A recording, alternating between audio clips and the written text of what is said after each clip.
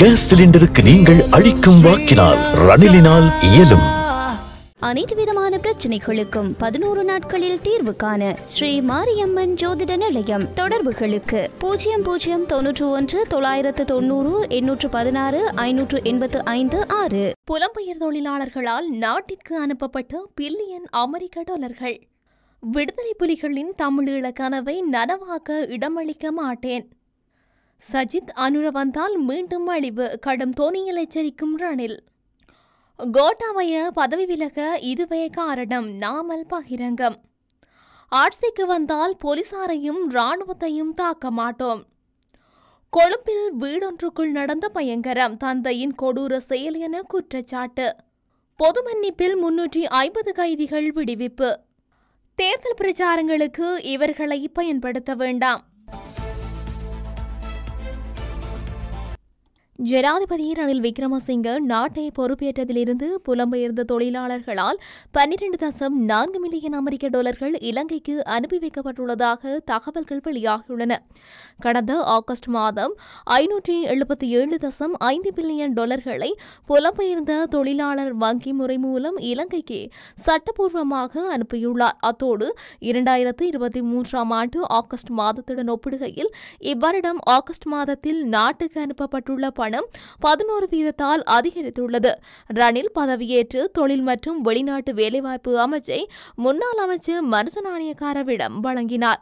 அதனை பொறுப்பேற்ற மனுஷ நாணயக்கார அப்போதைய நாட்டில் ஏற்பட்டிருந்த எரிபொருள், எரிவாயு மற்றும் பால் மாவுக்கான வரிசைகளை அகற்றுவதற்கும் நாட்டுக்கு தேவையான அத்தியாவசிய பொருட்களை இறக்குமதி செய்வதற்கும் சட்ட அமைப்பின் மூலம் மாதம் ஒன்றுக்கு 500 மில்லியன் டாலர்களை அனுப்புமாறு புலம்பெயர்ந்த தொழிலாளர்களிடம் கோரிக்கை விடுத்தார். அதற்கு அமைவாக அவர்கள் இதுவரைக்கும் 13.16 பில்லியன் அமெரிக்க டாலர்களை நாட்டுக்கு அனுப்பி வைத்துள்ளனர். எனவே இவ்வருடத்தில் மாத்திரம் 4.288 பில்லியன் அமெரிக்க டாலர்களை புலம்பெயர்ந்த தொழிலாளர்கள் இலங்கைக்கு அனுப்பியுள்ளனர். தொழில் மற்றும் வெளிநாட்டு வேலைவாய்ப்பு அமைச்சு சட்ட அமைப்பு மூலம் நாட்டுக்கு பணம் அனுப்பும் புலம்பெயர்ந்த தொழிலாளர்களுக்கு மின்சார வாகன இறக்குமதி உரிமங்கள், குறைந்த வட்டியில் பலநோக்கு கடன் வசதிகள் மற்றும் வீட்டுக்கடன் திட்டங்கள் உள்ளிட்ட பல்வேறு சலுகைகளை வழங்கியமை குறிப்பிடத்தக்கது. விடுதலை புலிகள் அன்று கோரிய தமிழீழ கனவு நனவாக ஒருபோதும் இடமளியேன் என ஸ்ரீலங்கா பொதுஜன பெரமுனவின் ஜனாதிபதி வேட்பாளர் நாமல் ராஜபக்ச தெரிவித்துள்ளார். அவிசாவளையில் நேற்று இடம்பெற்ற தேர்தல் பிரச்சாரத்தில் உரையாற்றும் போதே அவர் இதனை குறிப்பிட்டுள்ளார். இங்கு தொடர்ந்தும் கருத்து தெரிவித்த அவர், வடக்கு கிழக்கு இணைப்புக்கு சில கட்சிகள் கொள்கை ரீதியில் ஆதரவு தெரிவிக்கின்றன. இதற்கு நாம் ஒருபோதும் இடமளிக்க மாட்டோம். நாம் ஒற்றையாட்சியை பாதுகாப்போம். மாகாண சபைகளுக்கு காவல்துறை காணி அதிகாரங்களை வழங்க மாட்டோம். அனைத்து மக்களினது மதம் மற்றும் கலாச்சார உரிமைகள் பாதுகாக்கப்படும். முதலீடு என்ற போர்வையில் தேசிய வளங்களை விற்பனை செய்யும் சூழ்ச்சி நடவடிக்கைகளுக்கு இடமளிக்க மாட்டோம் என தெரிவித்தார். சஜித் அனுரவிடம் நாட்டை ஒப்படைத்தால் நாட்டின் பொருளாதாரம் மீண்டும் வீழ்ச்சியடையும் என ஜனாதிபதி ரணில் விக்ரமசிங்க எச்சரிக்கை விடுத்துள்ளார். ரூபாவின் பெறுமதி பெருமளவில் அதிகரித்துள்ளதுடன் பொருட்களின் விலை குறைவடைய உள்ளதாகவும் அவர் சுட்டிக்காட்டியுள்ளார். அம்பாறை திருக்கோவில் பிரதேசத்தில் நேற்று புதன்கிழமை நடைபெற்ற ரணில் ஆலயம் வெற்றி பேரணியில் கலந்து கொண்டு உரையாற்றும் போதே அவர் மேற்கொண்டவாறு தெரிவித்துள்ளார்.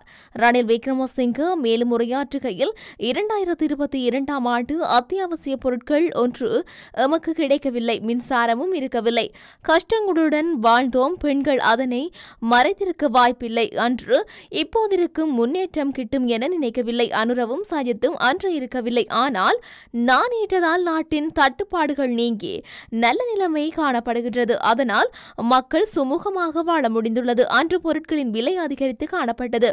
ரூபாவின் பெறுமதி பெருமளவில் அதிகரித்திருந்தது.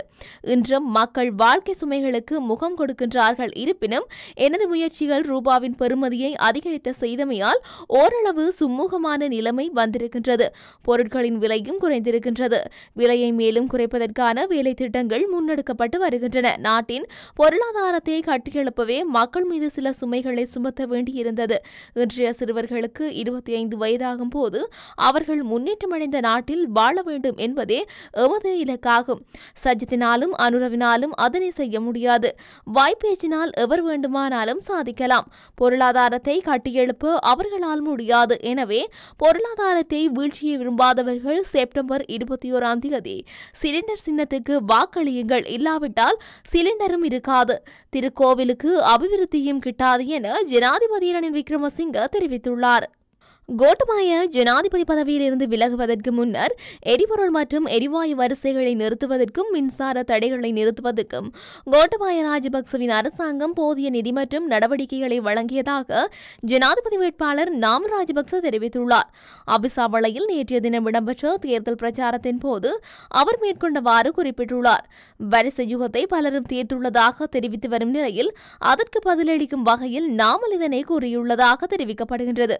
அதன்போது முன்னாள் ஜனாதிபதி கோட்டபாய ராஜபக்ச பதவி விலகுவதற்கு காரணங்கள் இருந்ததாகவும் சுட்டிக்காட்டியுள்ளார். உமாஓயா நீர் மின்சார வளாகம் மற்றும் சம்பூர் மின் உற்பத்தி நிலையம் என்பன நல்லாட்சி அரசாங்கத்தினால் குறித்த காலத்தில் பூர்த்தி செய்யப்பட்டிருந்தால் கோட்டபாய ராஜபக்ச பதவி விலக வேண்டிய நிலை ஏற்பட்டிருக்காது என்றும் ஜனாதிபதி வேட்பாளர் நாமல் ராஜபக்ச தெரிவித்துள்ளார். நாம் ஆட்சிக்கு வந்தால் போலீசாரையும் ராணுவத்தையும் தாக்குவோம் என செய்யப்படும் பிரச்சாரங்களில் உண்மையில்லை என மக்கள் விடுதலை முன்னணி தெரிவித்துள்ளது. மக்கள் விடுதலை முன்னணியின் பொதுச் செயலாளர் ரில்வின் சில்வா இந்த விடயத்தை தெரிவித்துள்ளார். தேசிய மக்கள் சக்தியின் ஓய்வு பெற்ற ராணுவ உயர் அதிகாரியினது என குறிப்பிடப்படும் காணொலியொன்று சமூக ஊடகங்களில் வெளியிடப்பட்டுள்ளது. எனினும் குறித்த நபர் தாம் அவ்வாறு எந்தவொரு விடயத்தையும் கூறவில்லை என தெரிவித்துள்ளார். தனது காணொலிக்கு வேறு யாரோ பின்னணி குரல் கொடுத்திருப்பதாக குறித்த நபர் கூறியதாக ரில்வின் சில்வா சுட்டிக்காட்டியுள்ளார். இந்த சம்பவம் தொடர்பில் குற்றப்புலனாய்வு பிரிவில் முறைப்பாடு செய்யப்பட்டுள்ளதாக அவர் குறிப்பிட்டுள்ளார்.